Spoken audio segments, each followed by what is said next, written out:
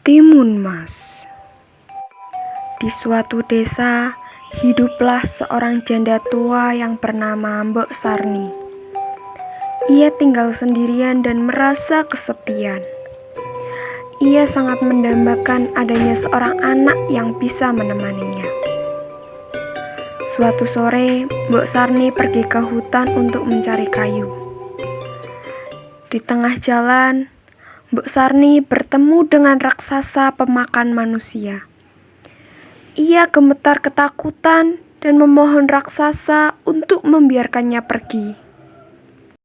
"Baiklah, aku akan melepaskanmu kalau kau bisa memberiku seorang anak untuk disantap," gelegar suara raksasa tersebut. "Tapi aku tidak punya anak," jawab Mbok Sarni dengan lirih. "Grrr, kalau begitu, ambil biji mentimun ini. Aku titip untuk kau tanam. 15 tahun lagi, aku akan kembali untuk memakannya," geram sang raksasa. Mbok Sarni pun pulang dan menanam biji itu di halaman rumahnya. Setelah 2 minggu, mentimun itu tumbuh dan berbuah sangat lebat. Salah satu mentimun terlihat berukuran cukup besar.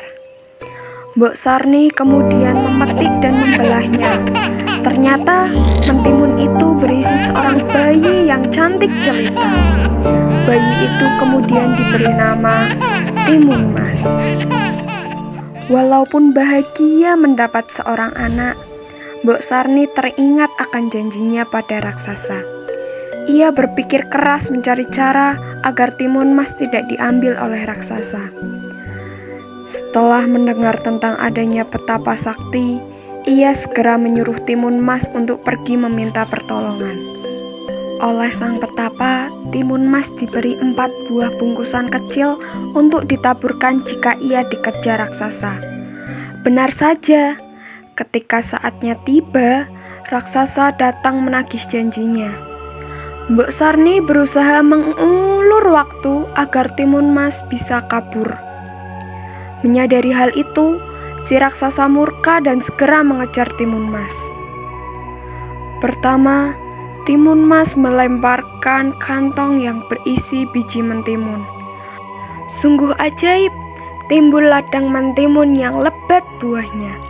Langkah raksasa pun menjadi terhambat karena tubuhnya terlilit batang mentimun.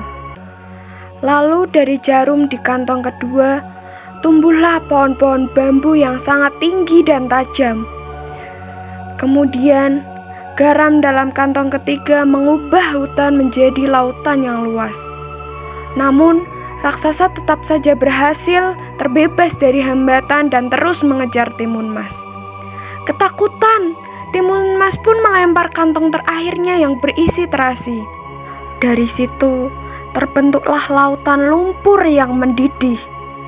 Akhirnya, sang raksasa tercebur di dalamnya dan mati.